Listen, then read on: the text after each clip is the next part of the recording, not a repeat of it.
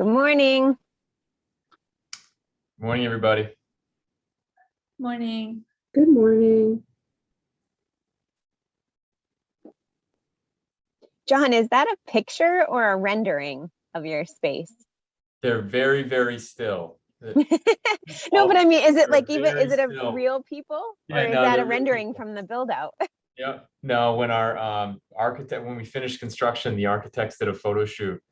So I have like 10 pictures of the space with these two guys just sitting in one spot. But They're forever frozen in your Zoom screen.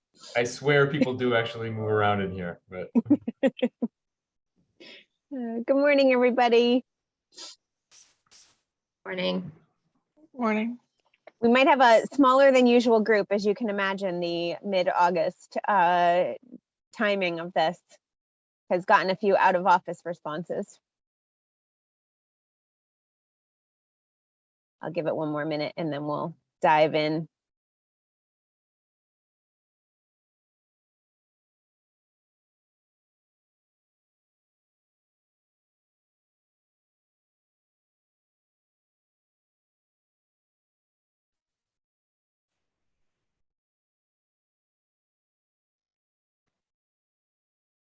Good morning, Pam. All right, I'm going to share my screen and we'll get started. Well, if folks join late, we'll loop them in. But good morning, folks. Thanks for joining us again this morning. We are, I guess, about halfway through our work with this session, looking at the employer experience in Project Onramp. And want to thank all of you for providing feedback and survey responses over the last couple of weeks as we prepared for this meeting. Just a quick look at our agenda. We will recap where we've been, what we've talked about. We'll share a bit about the current employer experience and some data we've collected from current and past on-ramp employers. We'll talk about company needs, and this is where we're really excited to engage you all and get hopefully your feedback on how to best link Project Onramp to your company's goals. And then we'll just talk briefly about questions and next steps. So with that in mind, just a reminder that these are the folks who have participated in this conversation so far. Thanks to all of you. And we will be recording and taking notes and providing the recap as we have in the past. So just a review again about what we're here to do to plan for the growth and evolution of Project Onramp. So ultimately through this process, we want to determine the structure, establish a student pipeline, identify our best practices, establish company expectations, and then determine our guidelines for measuring our success moving forward. We're going to share a bit about who our partners have been to date and how we've recruited, feedback, and have a discussion. And Lila, I think you'll take it from here. Yep, I will. And Sarah, you can go to the next slide. So you can see that the number of partners really exploded this year. And, I think it would have been a more understandable growth curve if 2020 had been a normal year. So we had 71 companies this year participating. But when you look at the number of companies by intern, you can see that the vast majority of companies just take 1 or 2 interns. And that doesn't mean that those are all small companies. There are even some multinationals which, partnering with us for the first year, just took 1 intern, just kind of dipping their toe in the water.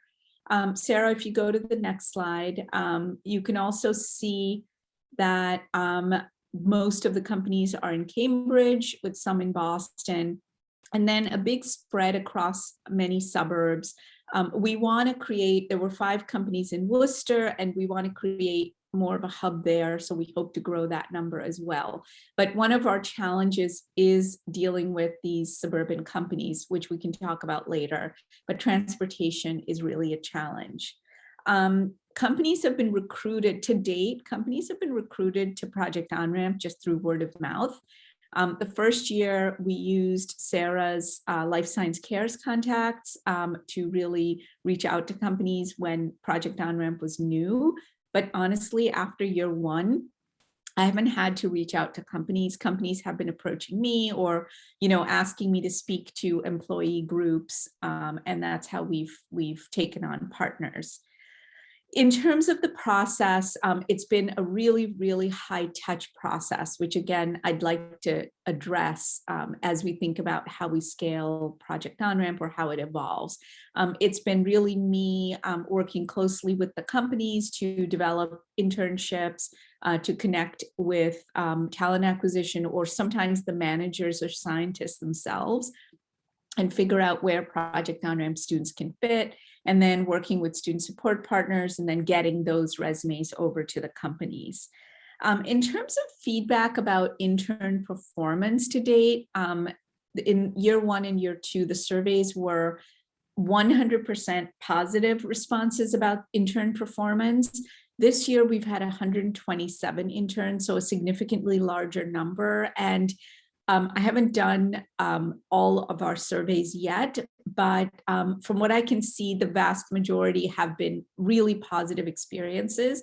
There have been only 2 that I would say, didn't work out great for the company or the intern. But again, not disasters, but 2 where the response is not wholly positive. So that's sort of what we've done so far, and I'm rushing through because we have so many things to discuss. So Sarah, if you could go to the next slide.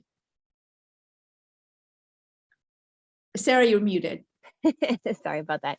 So we did in this last week reach out to past Onramp employers to ask them to weigh in on a couple of questions. One being the students they want to see coming into and through the program. And we asked them to prioritize a number of groups. You can see here that the highest level priority, I think maybe no surprise to some of us who've been discussing this, but companies really want to see us bringing Black and Latinx students through the program and to these internship opportunities. Second priority is more broadly racially and ethnically diverse students. And then priority 3, low income and first gen students as the lowest priority.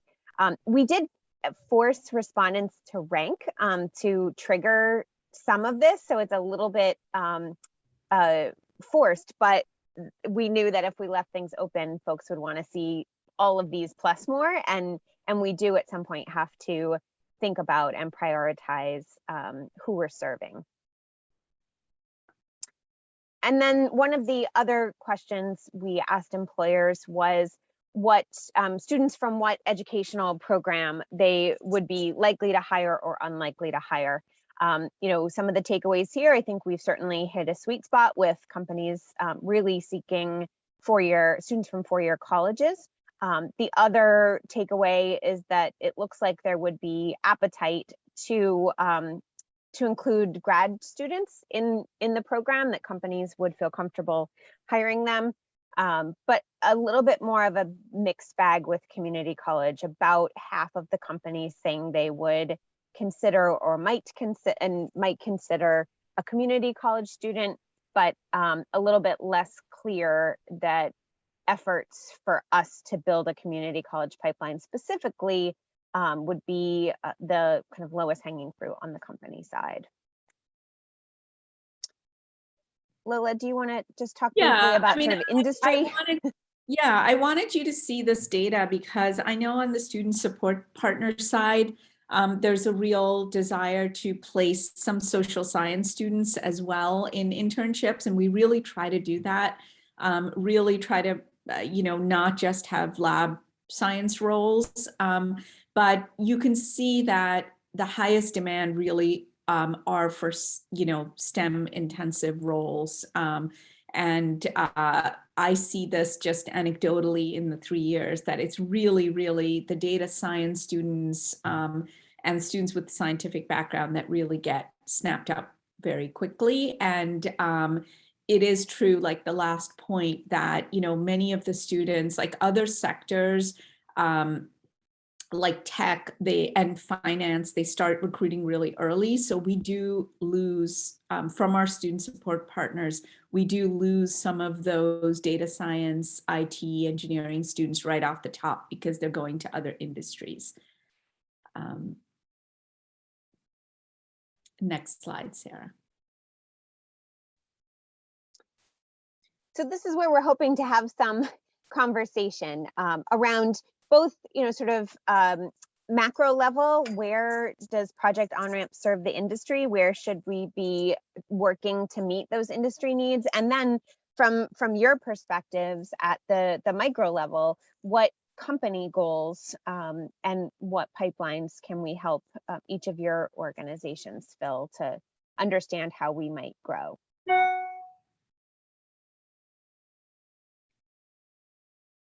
Lila, do you want me to move forward, or should I stop sharing for a bit of a conversation?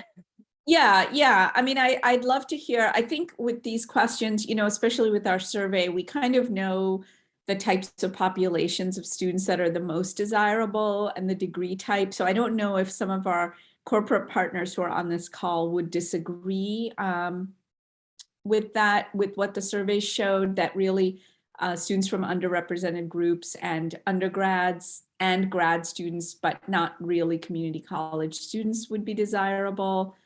And I mean, I'd really like to have some discussion around the social science students and how people see, you know, the need for those types of interns.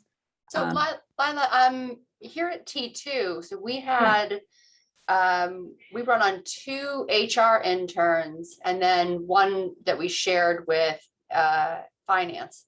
And so, and it was the first time that we had gone outside of the typical science realm. And very quickly, some of the other functions had started to ask that, like, they just didn't even realize as a company that that there were programs that they had these resources available to them. So I suspect that next year there will be more outside of the science area. And so I don't know with other companies if it's more broadly shared internally that there is this program and there are students outside. And I don't know if it's just because, I mean, I found Project Onramp through Mass Bio. And so I don't know if it's just sort of automatically connected to sort of the science side of things and less on the other functions. But I think if there's some sort of awareness around the availability for these students in other disciplines, I think you'd get more interest. Mm-hmm. And what I've found also, thanks, Kelly. And what I've found also is some of the really small companies don't have a lot of functions outside of science and talent. You know, they're not built out to have corporate and internal communications and marketing and all of those things. Would you say that that's accurate? Yeah. I mean, we had, I say they're within HR, but they were really within HR. And, you know, I sort of helped make sure that they had meaningful work over the summer, but really they helped support facilities, administration, they help with some of the office tasks, they help with marketing. So once I got them in here, very quickly projects found their way to them. And so I have a feeling if there is a dedicated coordinator or someone that is sort of the buddy for them coming in, projects, even in a very small organization, I think will find them. Great. Oh, so Lila, I have some comments. You know, I think for us, we're pretty small, you know, we're just over 100 employees. And so I think we've had to really focus our efforts on, you know, both gaps that we have in the organization currently, but then also how many employees or what employees do we have that actually could take on the responsibility for mentoring. And so that lended itself to having a lot of our interns be more on the science side. So on the lab side or on the research side. And so then I think for us, the other piece is trying to match, you know, the educational level and the experience level that you get with interns along with the work need that we have. And again, I think that tends to match really well with kind of those first level lab positions. The other place where I could see that working really well would be on the clinical side.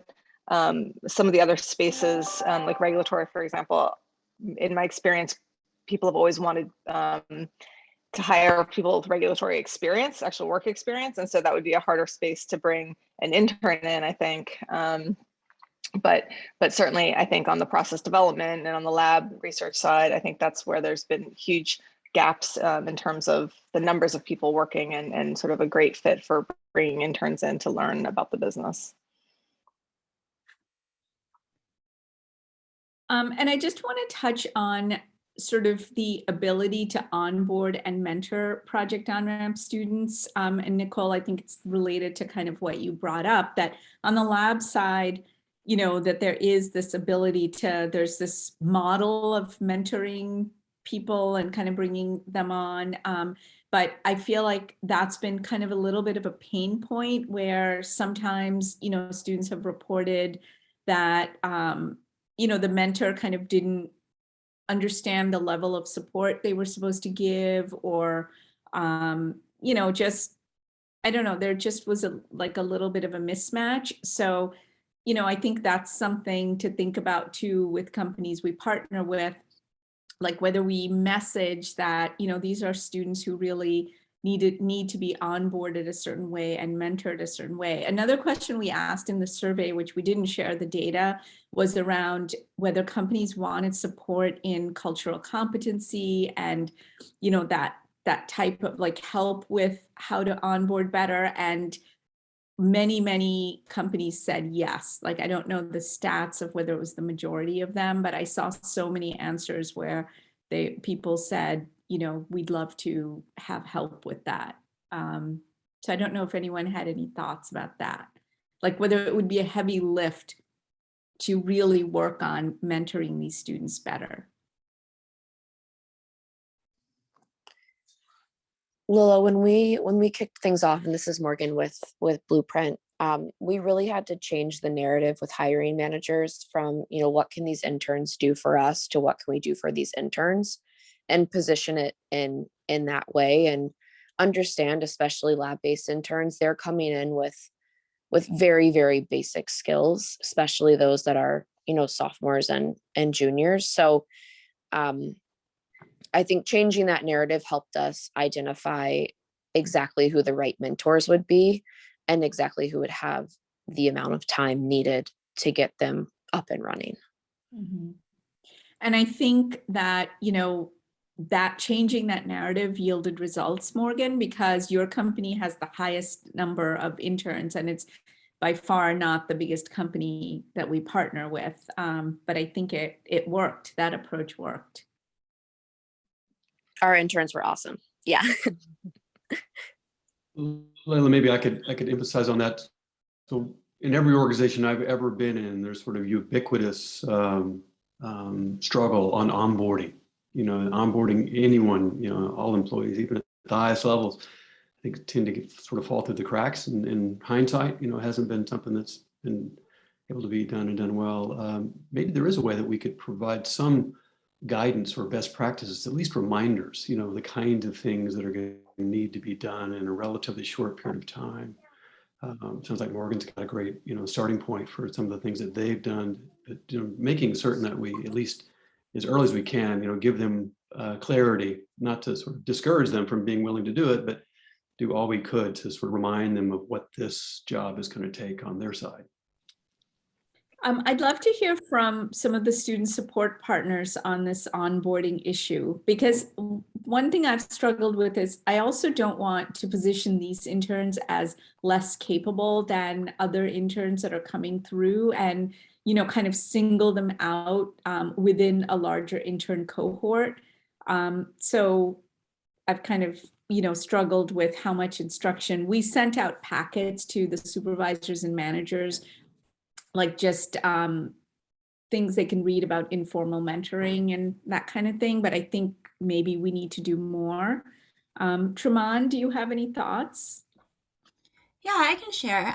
We've been doing reflection check-ins with all of our interns since the start of their internships, and the way that we have heard about onboarding for all of our students have been super varied, especially with the students who are fully remote, hybrid, and then fully in person as well. We found that the first couple of weeks, almost for all the interns, have really been just reading up on materials, doing remote trainings, modules, things that already exist at the different companies. And I think for the students who have been fully remote, it didn't seem, it wasn't as dynamic as they had expected what onboarding could have been for them.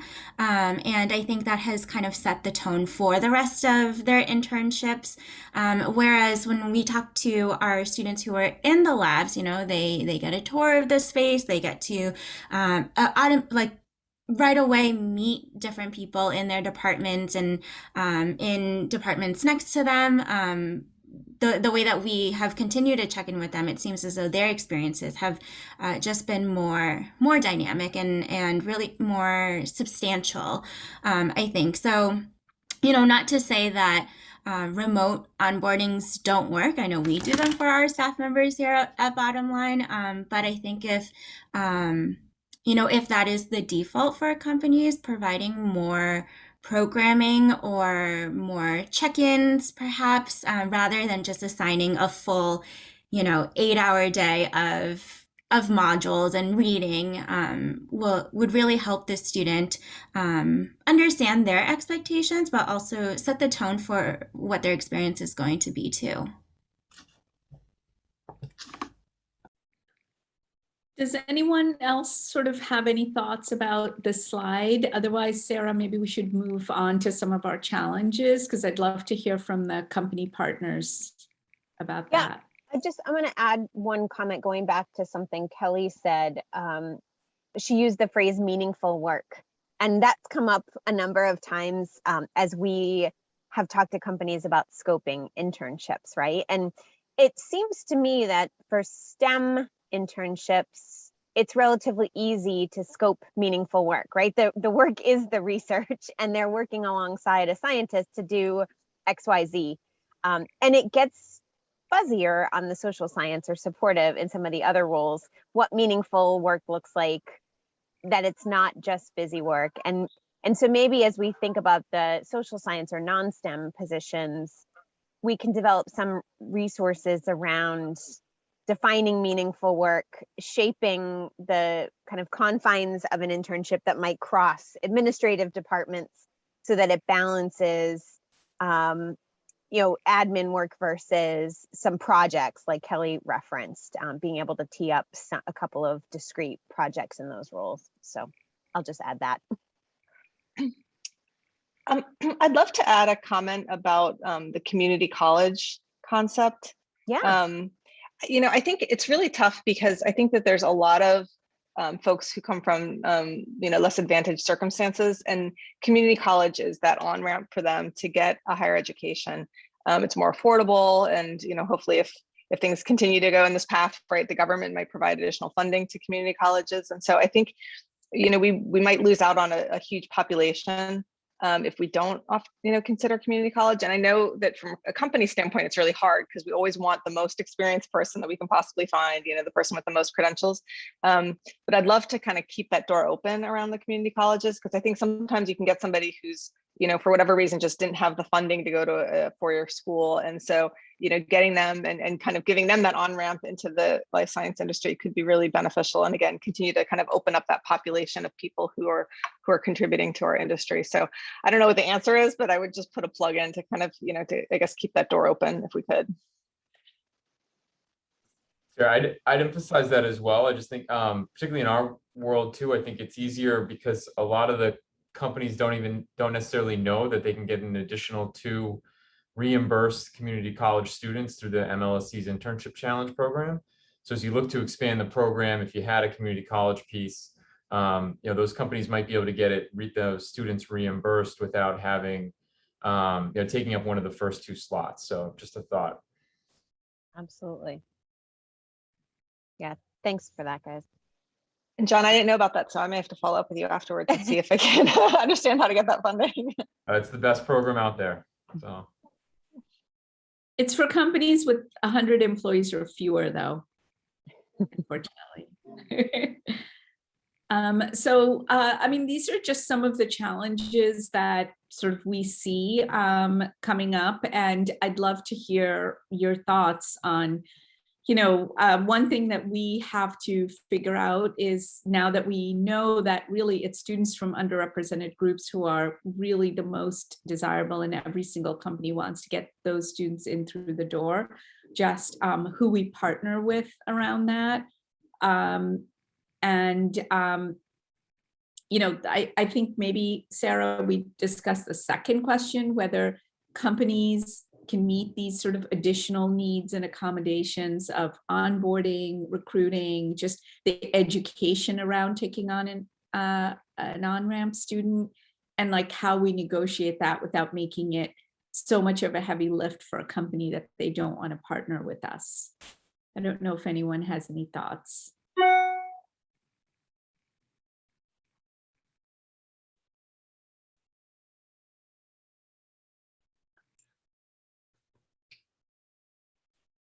I mean, if not, we can kind of move on. The other challenge is, this year we did have quite a few students working at companies in the suburbs, and that was fine because many of those internships were remote still.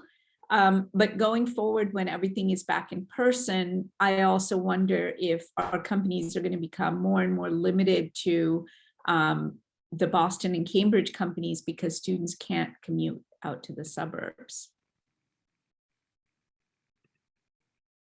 So Lila, the second bullet about, can companies meet the students' additional needs and accommodations? I think it's, and I'll just speak for myself, I think the understanding of what those additional needs are and having those conversations with the students, because it's not just a broad, a broad need for every student coming through this program, but it's understanding their unique situations and what do they really need.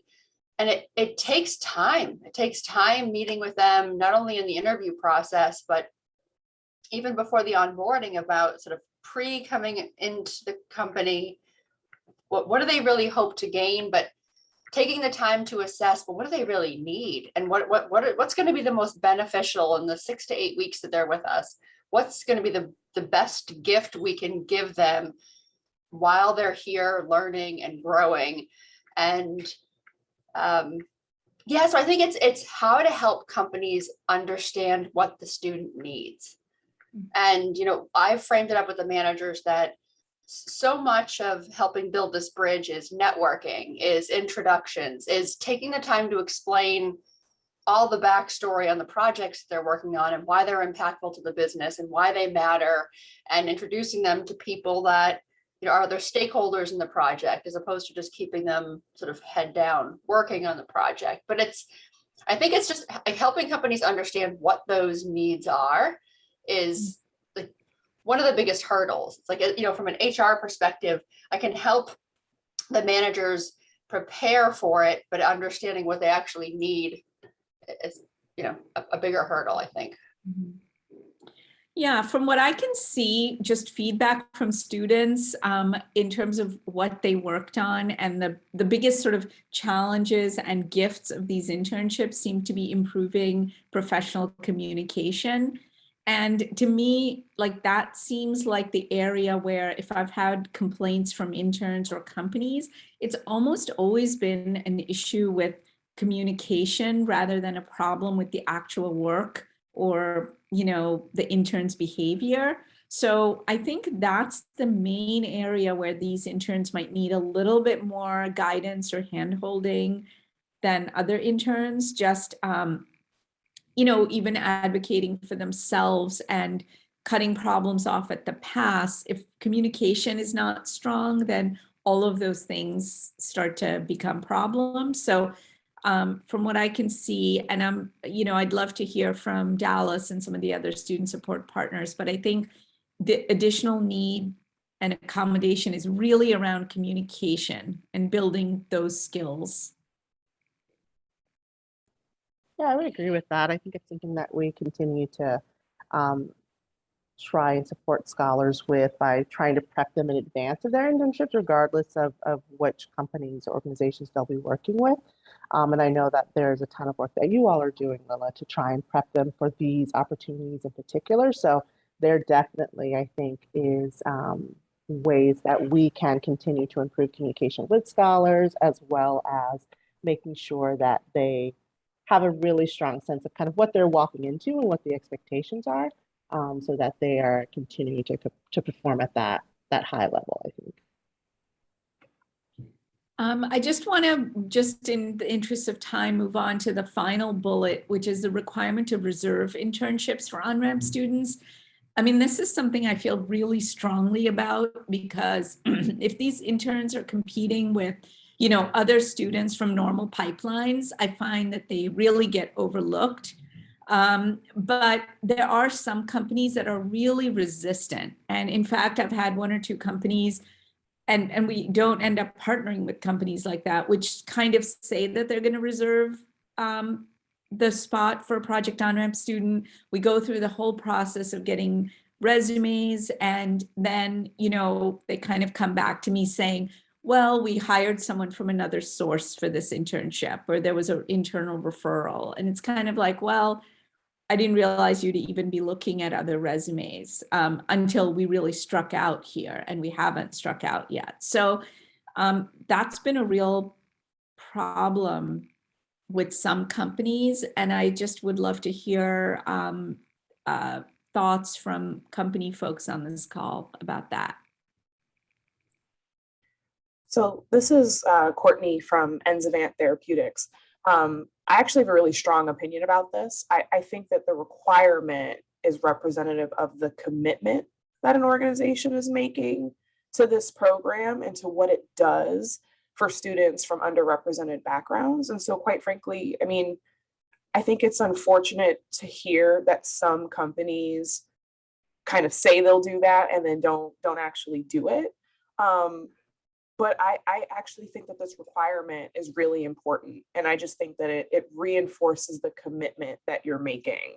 And I think, I don't mean to go back to the other bullet, but the whole concept of companies meeting student additional needs, it's about commitment. And so I think it's about holding companies accountable to what they're actually saying that they're signing up for and trying to do. I don't know. I mean, I'd love to hear other thoughts if people have them on what, is there some sort of mechanism for truly reinforcing this concept of reserving internships? But I do think it's actually really important. And I mean, even from my own experience, I had another position.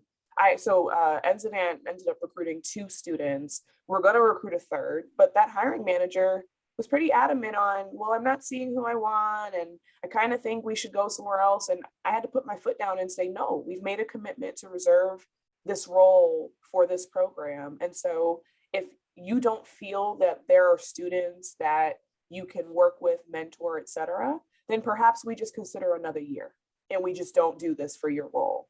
And I'm sure that he may have felt a way in the moment. I think it ended up working out for his betterment and for ours as well. But at the end of the day, I think that commitment was really important. And it was important for me to not waver in that way. A lot of organizations, at least I can speak for Enzivant, this is a part of our larger effort to leave the world better than we found it, and to actually make a stance on making sure that there is more representation in our industry, because there's not a lot. And I just think it's important to stick to what you said you were going to do. And so I don't know if there's a way, again, to really reinforce that or get, I don't know if it's a pledge, it's an agreement, et cetera, that's required here.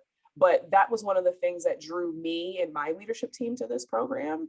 And it's something that I take pretty seriously. And I think that others should do too. And I think that if they don't, it's their loss for not being a part of this program. Yeah, Thanks. Courtney, we implemented before we kicked off our internship program for the summer, we told the team that 50%, at least 50% of our interns coming in, we're going to be coming in through Project Onramp, or we're just going to be a better representation of our community. And there was a couple of pushback, because there's, you always get the, oh, so-and-so's son or so-and-so's brother or sister, and they're like, you want to give them the opportunity, and there's a feel-good piece to this. And I had a couple of heated discussions with a couple of managers about, well, sure, you can do that, but then you can do that with your two, but the other two, like, we'll continue to look for other candidates. Like, just there's no, and I think once they knew we weren't going to budge, it instantly became a non-issue, and it was okay, well, now we're going to move forward with these three individuals. And it just was like, it's always like the path of least resistance. Oh, these people are just here, I can hire them. And why is Kelly going out of her way to make my life more difficult? It's like, but once they realized like the importance of it and saw the students coming in, I think it was better. But you're right, I think you have to have the commitment, but it has to be like, and you're not going to waver on it. And I find more companies have asked me to speak to their culture and diversity groups within the company. And I think it's also creating other allies within the company, and not just the one person at the company who really loves Project Onramp. So far, it's the one person in talent or science who loves the program and is pushing it. But if we can have more buy-in, maybe it'll be easier.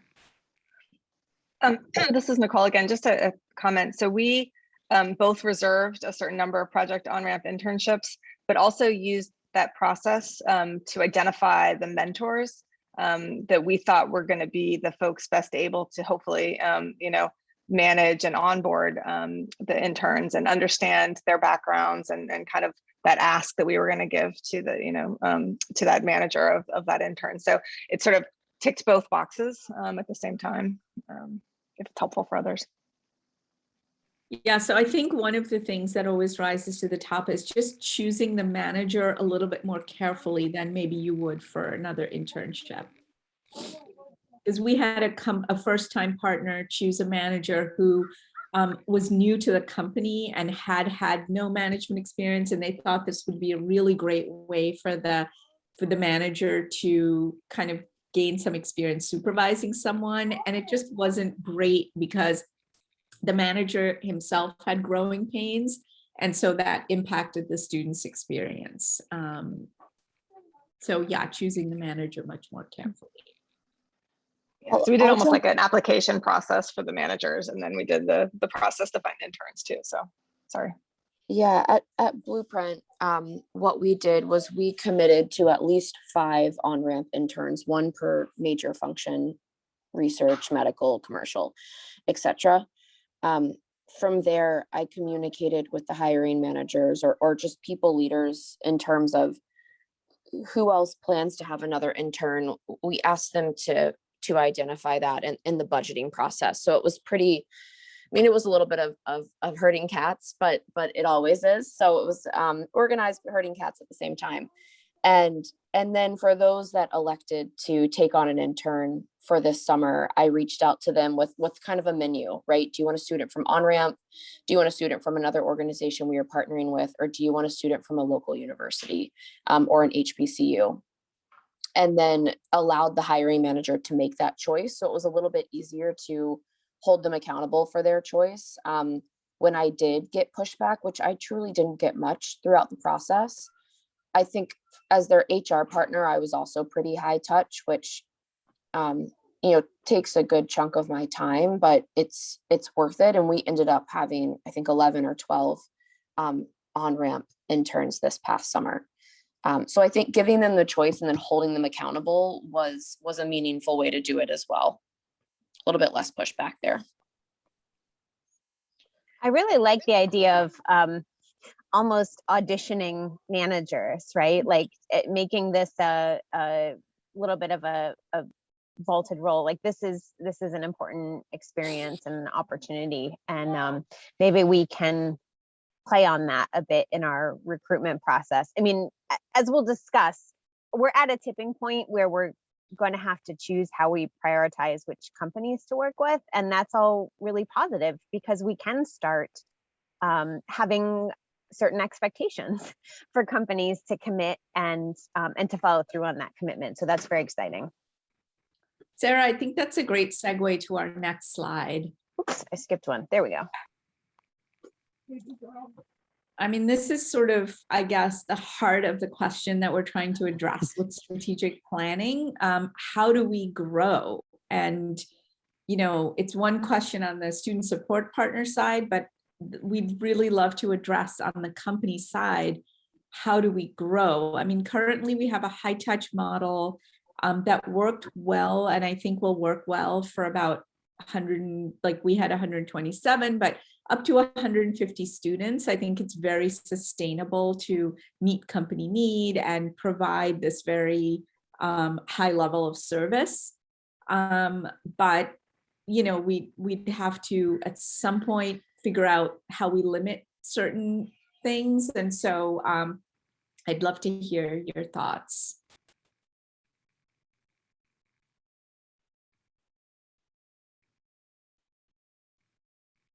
Like essentially, you know, is this going to be a program where we have a pipeline of 150 students every year? And, you know, we build up our numbers and our impact year by year rather than sort of each year just throwing open the doors and trying to get as many students as we can, which means that, you know, there will be more sort of challenges and misses in terms of pairing students and managers and student satisfaction with jobs and company satisfaction with the internship pipeline.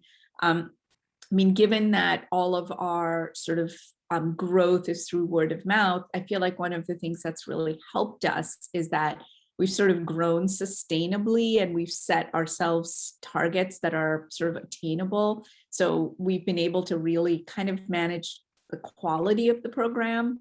And so this is where, you know, we just feel challenged because probably after this year, we'll have even more companies coming to us, but how much do we grow and how do we grow? And, you know, then I guess there's a question of resources too.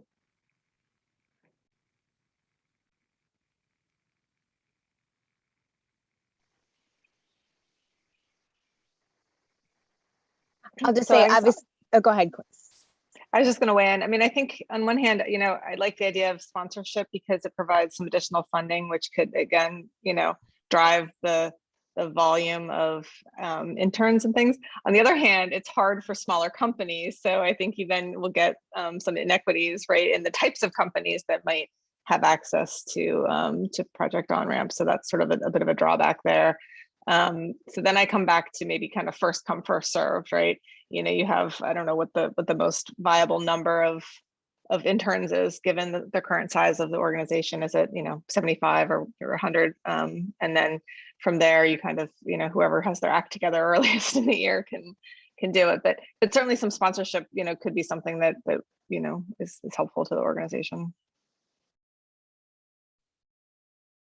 I think too, we are aware that some of the greatest experiences weren't necessarily with the companies that were early out of the gate, right? I mean, a lot goes into when a company is prepared to commit to internships, and a lot of the positive experience we've seen come from smaller, earlier stage companies who I think generally, I mean, Lila can attest, it's after the new year, certainly. They're not the ones in the fall who are doing that, you know, long-term planning and signing up. And so it is, you know, we're just thinking about how to balance the experience. I do think with some of the suggestions around expectations that we can really start to raise the bar and push companies to think early and to think about reserving but yeah, there's a lot to balance in all of that. So one of the one point there that you don't have listed, you know, is the intern feedback, right? How well has this gone would be an interesting thing to have organizations know that they, you know, they have to compete on the basis of that experience. I love that. Is that too much? Is that's putting too much out there that, you know, that we have to be certain? But that's part of what a commitment is. They really committed to a thorough experience with the right matching and everything else. Doesn't necessarily have to be financial. I mean, up to now, because we've always grown, we've taken on a lot of new companies without a history with us. But if we say limit this program to 150 students a year, we're going to have a lot of returning companies vying for a spot. And I think then we can really implement that, that higher commitment level. Like, how are you supporting these interns? What types of opportunities are you offering them?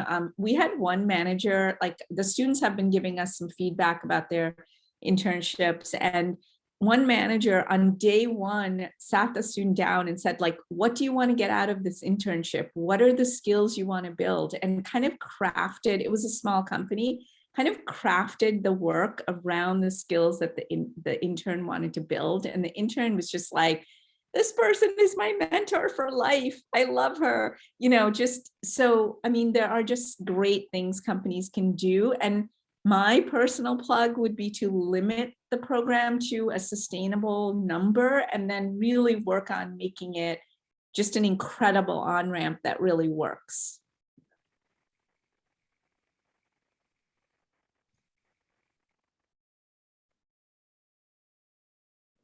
Lila, if it's okay, I just wanted to kind of support that from a student support partner perspective, because this generation of students has such access to information that students really do look at the quality and the experience that they're going to get from an internship program. And then when they come back to school in the fall and spring semester, they tell their peers, they talk about the quality, and there are so many different internship rankings and whatnot out there that we use for tools for students as they are looking at applying.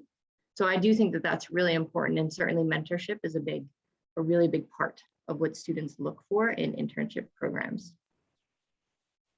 One question I had kind of in relation to that is how many, I guess, repeat managers do you have hiring interns each summer? Because I think if the quality of the program is predicated on the success of the manager in mentoring that student, that's kind of a little bit of a separate thing to think about than which companies have been successful overall in terms of like the process part of getting the student onboarded. So I'd be curious to think, with this group to continue to discuss how there are ways that we can select by company, even though, the student experience is likely coming from that specific manager in a big part. That's really interesting, Catherine. I mean, we have a lot of repeat companies and even repeat departments, but I don't think I've seen more than one or two repeat managers. And I don't know if that's because of the churn in the industry itself. And people, I see familiar names popping up at other companies. So, there's a lot of moving around. But yeah, it's interesting. A repeat experienced manager would obviously give a much better mentorship experience. This is Pam. We have one repeat manager. I think you know who I'm talking about, Lila. That she's been with us since the beginning, 3 years. She's so great. she serves as a mentor to the newer managers also, which I think works extremely well. The other piece is we have unfortunately had two summers of virtual internships, entirely virtual internships. And that I think is a challenge with the lab-based and the manufacturing-based positions, which is mainly what we have. We wanted more project on-ramp interns than we're actually able to hire this year. So hopefully we'll have more next year. But I do think there will be more repeat managers moving forward. I just think that the past two summers have been a little difficult with the virtual. Yeah, I feel like when the virtual internships go away, on the one hand, we'll gain because there'll be many more lab positions, but the suburban companies that had remote positions, I think, we may struggle a little bit about just with the transportation issue. And I mean, that's really such a huge challenge as more and more companies move to sort of Lexington and all these biotech sort of parks that are springing up. And Sarah and I talk about this a lot, but we haven't come up with any solutions because even shuttles and things, students get really nervous about being late to work. And if the public transportation to the shuttle is late and they miss the shuttle, they don't want to be embarrassed and, the person who's always late. And I mean, the suburban locations have been really tough, and it's hard for companies to offer more than many companies do offer a transportation stipend, but I mean, it can get very expensive, and I don't expect companies to offer, they're already paying the interns, and other than their usual, I don't expect them to really go above and beyond in terms of the money. So as small companies, so I'm really not sure how we're gonna deal with that problem. I don't see how you get away from it. If a company's not going to make the extra commitment. I mean, speaking on behalf of a company that's in the suburbs, I mean, that was part of our decision was we're going to do this and we're going to have to set aside, an extra, I don't know, $300, whatever it was a month or something to make sure that we provided them with transportation assistance and allowed them to work from home a couple of days so that they weren't spending 2 hours trying to get to our offices in the morning. And so, I mean, I don't see how you get around it. And to your point, I mean, there are shuttles, there are all these other different, 2 or 3 different A to B to C to D to get them to the office. But I just found like it was just part of the commitment was just, we're going to have to put this into the budget and know that this is the only way, if we're going to be in the suburbs, this is the only way to ensure that we can provide the support for the students. I mean, I would love there to be another way. Well, this is Zach from Mass Bio. It seems in some ways that we've only sort of scratched the surface of the number of companies that could ultimately participate in this program. And I think, if we think about the goal of creating as many opportunities as possible for as many kids, and also trying to build that future talent pipeline for the industry, the boutique sort of high touch model makes a lot of sense in terms of having the best quality and the best experience on both sides. But I guess the question I'm thinking of is what resources would be necessary to keep that high touch model, but continue to grow? Because I think there's ways to figure out where to get those resources and keep growing so we can have more companies and more students. Yeah, I mean, Sarah, I don't know if you want to address that, but definitely, I mean, to keep the high touch model, the main resources would be, I think, just growing the organization and the people who are doing the work. But Sarah, do you have thoughts on this? Sure, I have lots of thoughts, and this will be talking points and part of the discussion for our next meeting. So this is a good way to kind of wrap up our discussion today too. Exactly to Zach's point, I think even to do the things that we've talked about over the last couple of meetings to do this program better, there will be additional resources. And frankly, I added the sponsorship commitments bullet to this to have some of this conversation, which is, if we are providing a valuable resource and there is really strong commitment in the industry to diversity efforts, I think there are ways we can get sponsorship and other types of commitments to grow the program. So there are a couple of limiting factors. There's, just the staff that it takes to put this together, but again, with resource that can be scaled up. I think the student side is something, building the relationships that we have with Bottom Line and Thrive and others, making sure that is as strong as the corporate pipeline, right? And that the students are getting the support on the recruitment and preparation and interview skills and things that they need on that side, so that we have a really robust student pipeline.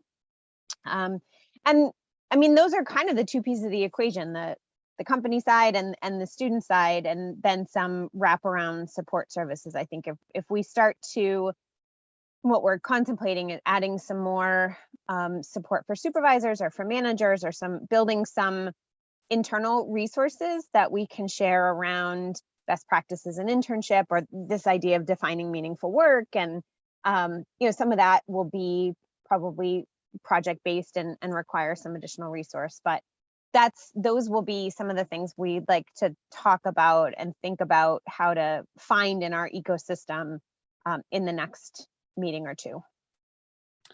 But I just wanted to also just kind of urge everyone to think about the big picture of how we define success. I mean, I think definitely one way is, just the number of people that we engage with, whether it's on the corporate side, number of companies, or the number of students we serve. But I kind of want to urge people to also kind of think about some other metrics for success, which, just hearing student and company feedback, I think in terms of like just the impact of the internship itself, the experience that the student has, and sort of the like stickiness of the internship in getting the student interested in the life sciences industry. I think that was sort of the whole impetus for this program in the first place, to kind of get these students to think about our industry as a career path. And I just feel like, that to me is a huge metric for success. And, if you have a smaller program, but those students each year, a substantial cohort of students are really having a high quality experience and reporting that they want to go into the life sciences, and also then tracking them years out. And again, it requires resources to do that. But I think this program is eventually going to yield a ton of data. So tracking that to see whether these students actually end up going into life science related work. I think those can all really be metrics of success. And I kind of think of the Pfizer Breakthrough Fellows program that they just launched. I mean, they're going to have just 20 students every year, but they've committed to doing it, for multiple years. And so they'll build up their impact year over year, instead of just kind of opening it up to as many students as they can take every year. So, I mean, I think there are definitely two models, and I take your point, Zach, that, I think we're going to have to turn away companies if we limit the numbers, and that doesn't feel great either. So I think there are different ways to kind of think about really a true lasting impact.